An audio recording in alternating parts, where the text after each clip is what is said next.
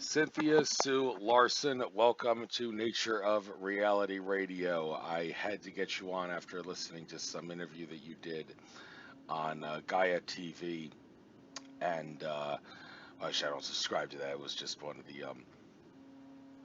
of the channels that uploads archives there with that lady who does interviews with a lot of people. Trying to blank on her name. Regina Meredith. Yeah, Yeah. that's right, Regina Meredith. So, without further ado, why don't you explain who you are from a primary source perspective to get this interview started? Who you are, what you experience that causes you to do the stuff that you do, and then we'll get into some very serious, nitty gritty subjects. Thank So you. you've got the floor. Let me make sure my recorder is going. Yes, it is. Okay, so I'll put myself on mute, and you've got the floor. Thanks, Andrew. Well, it's a pleasure to be talking with you about my favorite topics. My background is basically I've studied physics at UC Berkeley, and then I got a business degree after that. That's just the practical side of things. I've been a project manager, worked in the corporate world. But what's interesting and what fascinates me most is my experiences with what some might call the metaphysical, the paranormal. But to me, it's just the nature of reality. And by that, what I mean is that I am most fascinated with evidence of mind matter interaction, basically things like the Mandela effect, which is becoming more commonly recognized as a term. And it means that people are collectively remembering things differently than the historical records and facts would suggest. But before it had that name, I was already calling it the only thing that made sense to me to call it, which was reality shifts. Then I later came to find the work of a wonderful author, PMH Atwater, who'd written a book called Future Memory, and in it, chapter 2 is all about reality shifts. Also, another physicist, Michael Talbot, wrote about the holographic universe, and in his book, he also referenced that sometimes people would witness reality shifts. So, with all of those wonderful, fantastic people that came before me, and also with a wealth of just a long history of things that are kind of unusual, where people have noticed things like teleportations, where things appear, disappear, transform, and transport. It seems like this is a vast area of extremely relevant research that has not so far come into much of the public consciousness. And I wanted to do something to make it possible for people to share firsthand reports of their own reality shifts, which I've been doing through the realityshifters.com website for over 20 years. And currently, I'm also involved with a group called the International Mandela Effect Conference, and we are currently doing monthly live stream events talking about basically extinct animals and plants coming back, which have been long forecasted and expected and predicted by many spiritual people, including Indigenous First Nations people. And so it's been extremely rewarding and interesting to be studying a topic that basically gives us hope at times when things seem kind of impossible, because it seems like reality shifts, the Mandela effect, and quantum jumps are areas and topics that can give us a very clear sense that sometimes reality can change quite abruptly, often in a very positive way. So that's basically a nutshell of what I am and what I'm doing. Thank you very much. Now, this Mandela effect, we could spend a whole show on it. Well, I don't know if we'll leave the whole show on it, but the phenomenon, I have experienced it myself, in at least one manner. Prominent manner that I remember experiencing it was the house I used to live on. Um, there was a neighbor whose property I would cross. He had two dogs. The crazy dog he named Robert, and this dog would jump at me like crazy every time I crossed his property to get to a road. He didn't mind me crossing the property, but I had to expect that his crazy dog Robert would jump at me. And Well, that was going on for a little while, but then all of a sudden one day, he didn't have a dog named Robert anymore. He had a dog named Trapper who looked a little bit like Robert, but seemed like a little bit older, a little bit bigger. The dog did, and he had another a dog who apparently didn't change um, the whole time. And I asked him, so whatever happened to your dog named Robert that would always jump at me? And he said, I don't seem to recall having a dog named Robert. And I'm thinking, looks like I've just experienced a Mandela effect going on here. Um, so yeah, I have reason to believe that it is for real myself with that little Wow. experience there. And a lot of people have also experienced other ones themselves. And probably one of the most well-known ones is, of course, the Berenstein Bears phenomenon, where the children's book series Berenstein Bears used to be spelled with Stein at the end of Berenstain, and now it's Berenstain, it seems, with Stain. Interestingly, it seems like somebody already has, at least one person has confronted Michael Berenstein, who's the guy who's carried on the Berenstein Bears legacy. They were created by his parents, and he's carrying it on. And Michael Berenstein, there is an article I found somewhere on the net where he explains the history of his name. But you would expect that Michael Berenstein would have woken up one morning and wondered, why did my name change, and why did all the work that my parents and I had been working on, how did the E change to an A on everything? But that doesn't seem to be the case. It's like he doesn't recall there being like one day where everything changed. It's like he always seems to remember his name having had an A in it instead of an E. And I actually asked Brad Johnson, the guy who used to channel Ladronis, when I had him on my show back in the day, how can this be explained? And I guess the only answer he could give me was, well, Michael Berenstein is just living in his own reality. Um, there really is no other explanation for how he doesn't remember a time where Right. there was, Right. yeah. So, well, maybe you say right, but you can help Yeah. explain how this Sure. works. Maybe you can help explain how this works. Why doesn't Michael Berenstein remember a day where, like, he got up one morning and then found that his name changed, and he was like, "Well, what's going on here?" That never happened, apparently. It's like, Well, sometimes we do get examples where people do, the people who are inside of a truth bubble, a reality bubble, if you will, they might notice something. But basically, reality is subjective, and we see evidence of that when we study this phenomenon. Now, people who have not experienced this phenomenon may not yet be with us and on board. It's hard to appreciate how real this phenomenon is, this Mandela effect, these reality shifts. But let's take a look at Nelson Mandela, for example. If you lived in South Africa and you were very close to Nelson Mandela, such as his wife Winnie or any of his close circle of friends or anybody that lived in the town and saw him regularly, chances are that you would not be one of the people that would agree with me and others that we do remember that he passed away while incarcerated in the 1980s on Robben Island. And that was the prison where he was kept before he became later the president of South Africa. Now, Eileen Colts, who wrote a book about the Mandela effect and co-authored it with Shane Robinson and a few others, a couple others, she was actually a reporter who went to South Africa, and she's gone on the record saying that she clearly remembers that he had passed away. But see, she's sort of in an interesting position coming from being an American visiting South Africa. So it was possible for her to witness that reality in the 1980s. And then later, um, you know, when he was alive again, it was strange to her.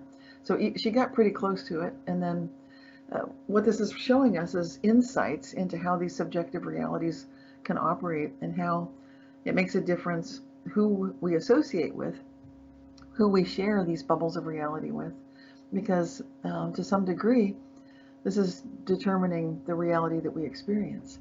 And this ties in with the work of people like Larry Dossey, who for years has reported the power of intercessory prayer and remote prayer, basically the power of mind-matter interaction again.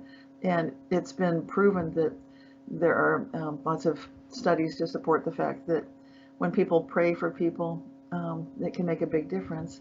And so there can be like that group effect of prayer. And even if people don't know they're praying or intending something, we can sort of lock in a given reality. And there's a phenomenon within quantum physics called the quantum Zeno effect, which is basically kind of like the watched pot never boils. When you're observing a quantum system, you can lock it in place simply by observing constantly. Kind of like you've got obsessive compulsive disorder, OCD, and you're just carefully observing the system. That will definitely lock that quantum system into place.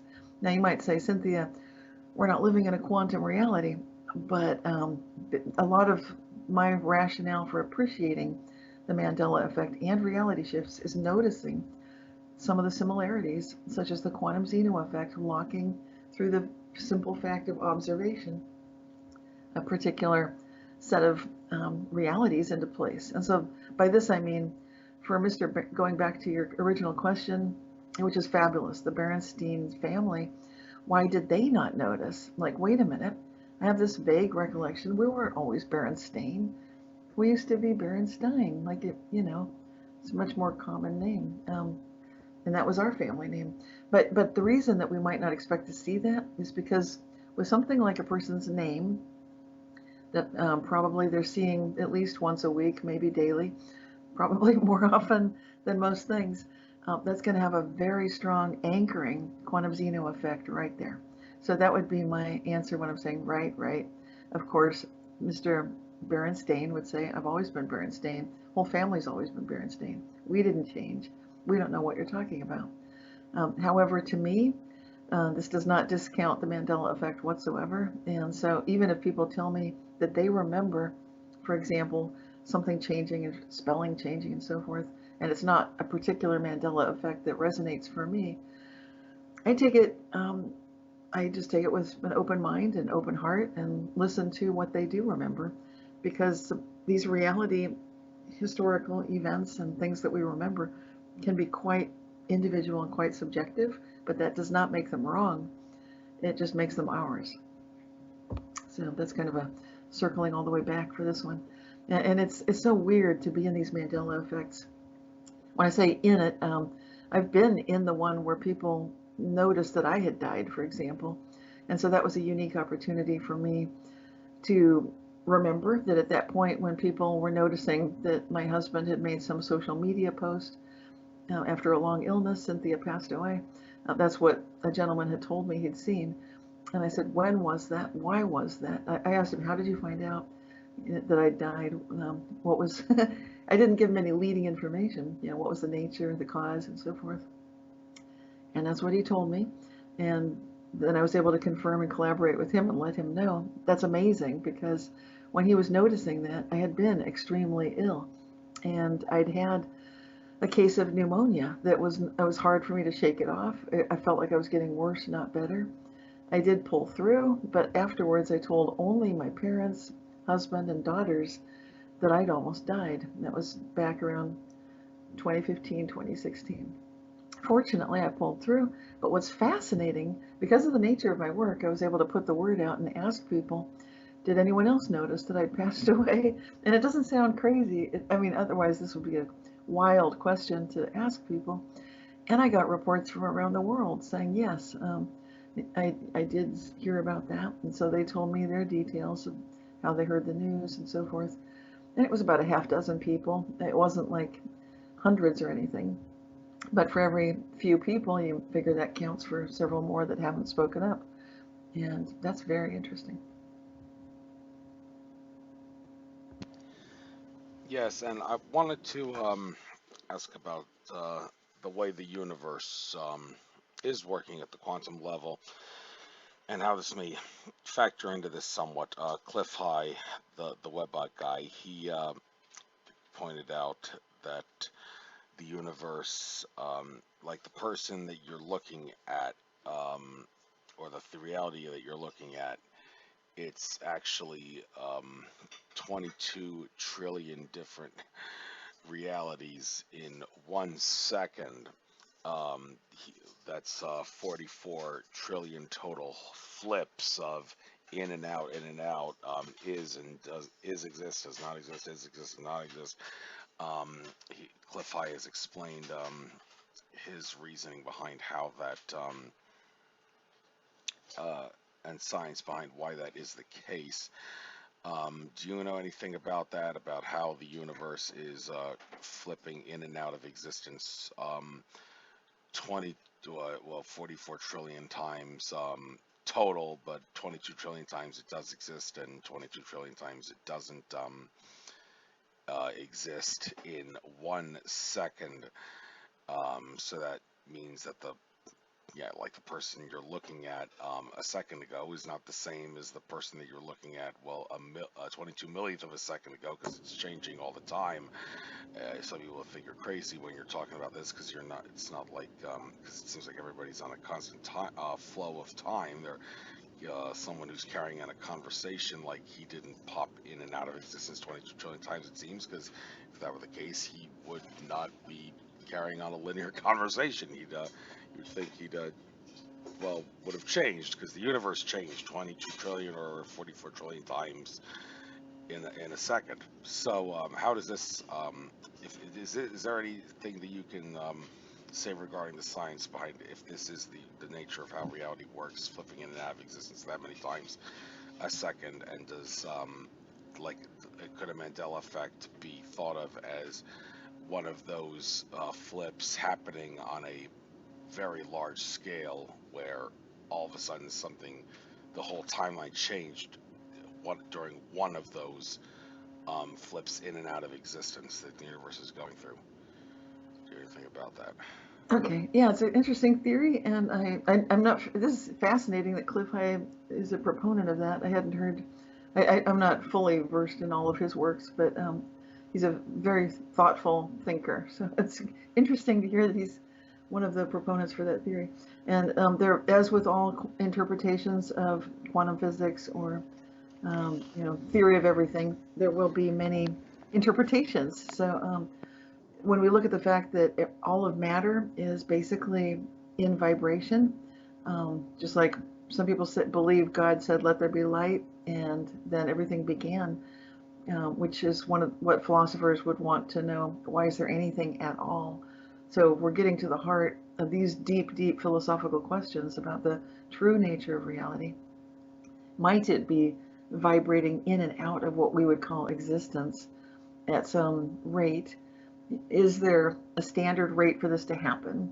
We know from looking at time itself that time is a subjective experience.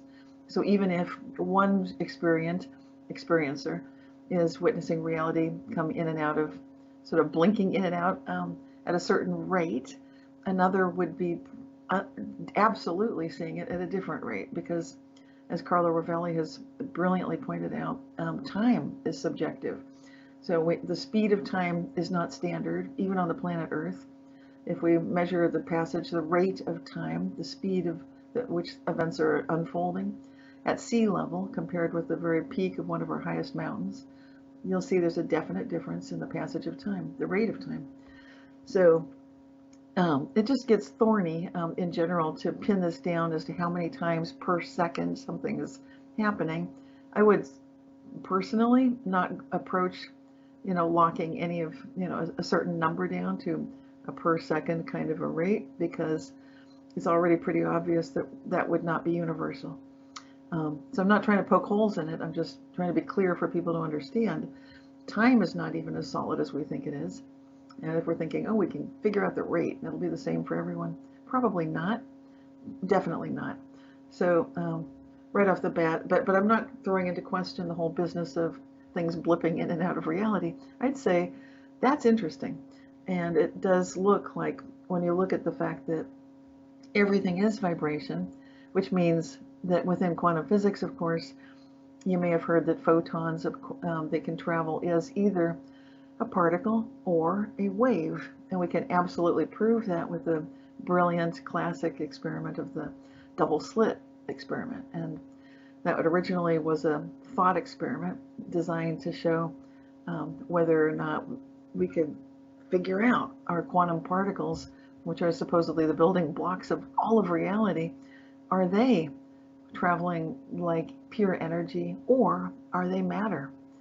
And so this kind of dual possibility was presented as something that could be examined in a very simple experimental apparatus consisting of a particle emitter, so that one photon at a time could be sent out like a flashlight that just sends out one tiny little droplet of light or wave function of light at a time, and then it would travel toward in the direction of a barrier, which basically has two thin doorway slits in it.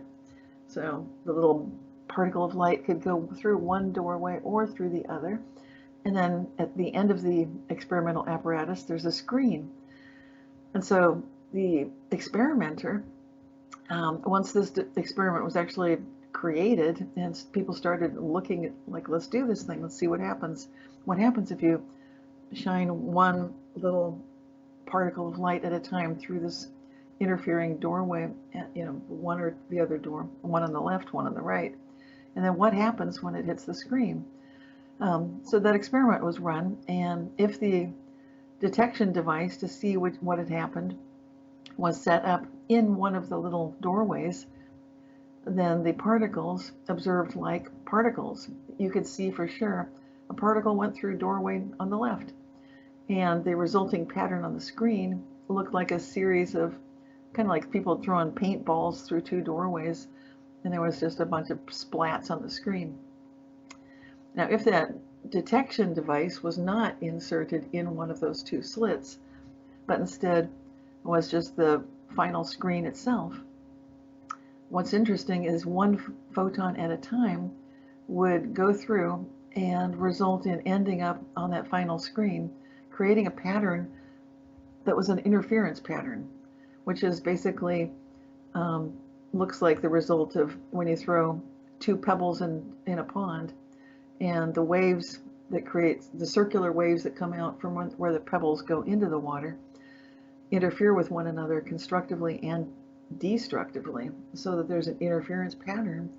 It's not just the two circular patterns, but there's the little series of interference waves, and that is what showed up on the screen when you put the detection device on the screen itself. What's amazing is this was happening with one photon at a time, as if that photon was interfering with itself. And so, circling back to your question, is it possible that reality could be blipping in and out of reality, existence, some certain number of, I'm not going to say how many times per second? Absolutely, because we're seeing that's the nature of this very simple, very elegant double slit experiment, showing us the nature of the building blocks of matter being either particles or waves. Could be both. The way that they go back and forth appears to be based on observation. So it looks to me like as long as we're observing at some, whatever the rate may be, then we can absolutely guarantee that you'll get results like what we're talking about. And so this kind of oscillating back and forth, to me, it's based on the observer. So where are these observers? This gets really deep, because now you're getting deep into philosophy. And who are I? Who are you? Who am I? Who are all of us? What counts as an observer? Could anything in nature be an observer? What's conscious? Who are conscious? And instantly, it's kind of like this thing has gotten pretty big. But even so, I'd say Cliff High is making a very relevant point, and I would say it has a lot of, you can back it up, just basically looking at the double slit experiment and the fact that wherever you put your observational focus, you can see reality making that switch. And so we can learn to do this through meditation. And this is what we see some of the Tibetan masters do. And this is what I get into in my books, like Reality Shifts, when consciousness changes the physical world. Now, the double slit experiment, Nassim Harriman has tried to elaborate on what's really going on with that.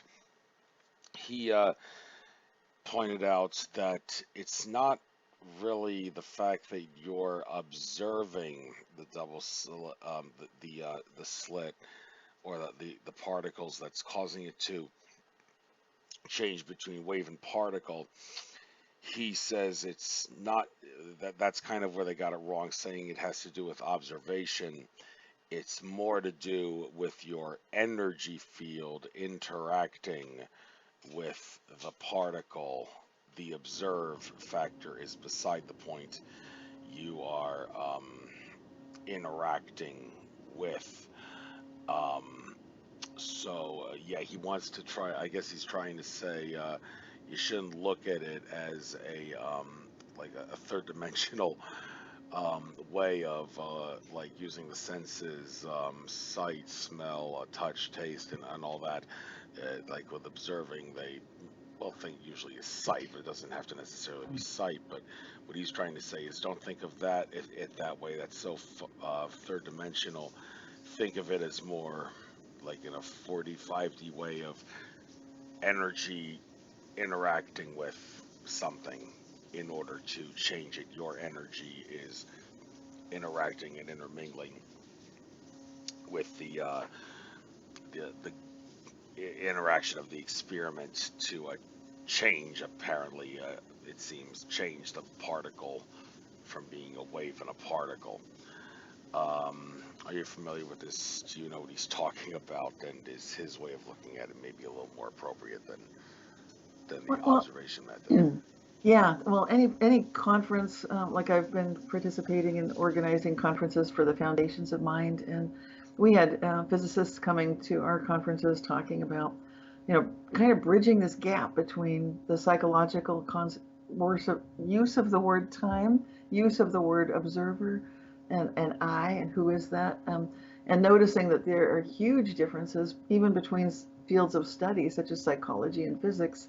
And that's what we were pointing out. And people like Fred Allen Wolf, who of course was in What the Bleep Do We Know, he's presented papers and written papers on how he sees this observational construct to work. And so anyway, he's just one of several. We had most of the hippies who saved physics come to one of our conferences in San Francisco. We're talking about retrocausality, time travel, observation, and how this ties in with some of the things Nassim is pointing out.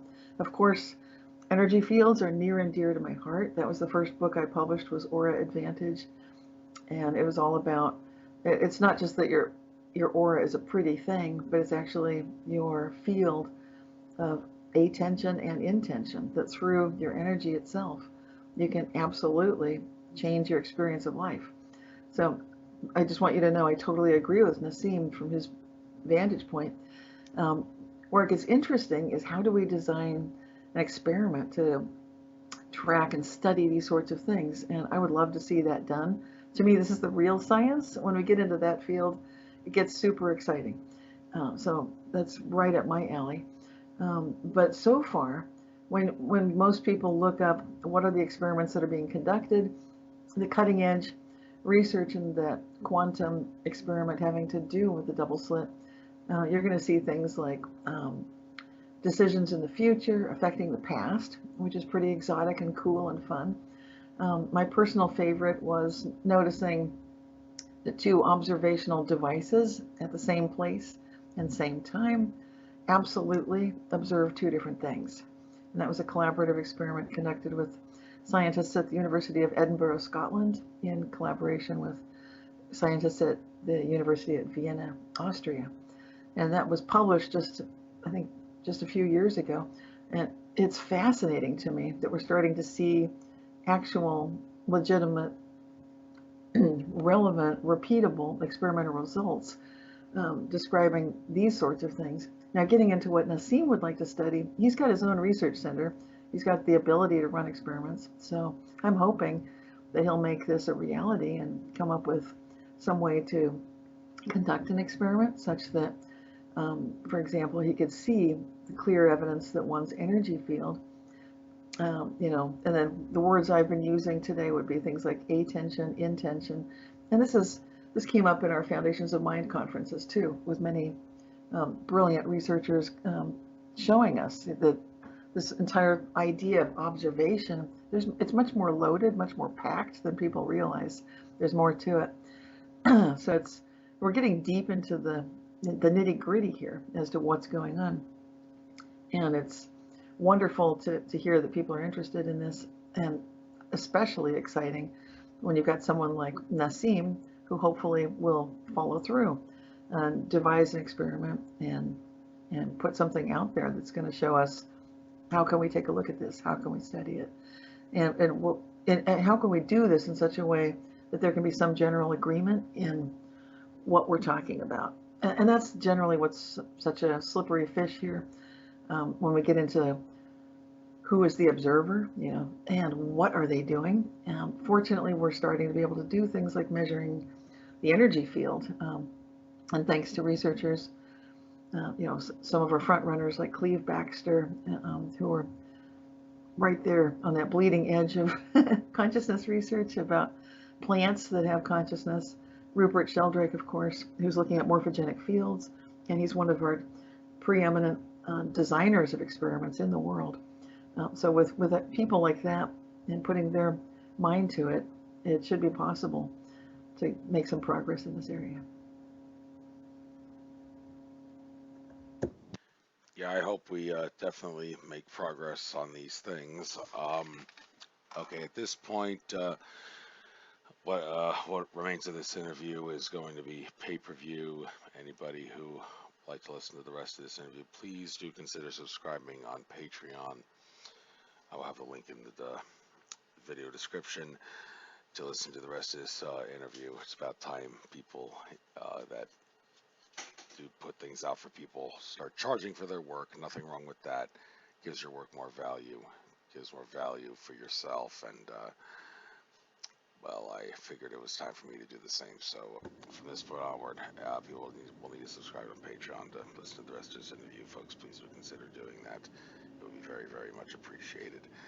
And don't assume that the rest of this interview, the most important stuff, will be at the end of the interview. I don't know that. I usually just go with what my angels and guides guide me to talk about on every show. I'm just pointing that out because I had a troll commenter of sorts say, why should I subscribe to the second half of your show when like you're charging me for it, or well, I don't know exactly what the nature of the comment was, but it was kind of uncool and suggesting don't make the most important stuff at the end of the show where I have to pay money for it. So, well, like I said, I don't know if the most important stuff talking about is at the end of every show. It's also subjective, important and what's not important, but in the end, everything's important when it's coming to the nature of reality, and nobody has a more difficult time understanding the nature of reality than I do. So, well, please consider subscribing. Anyhow, moving on.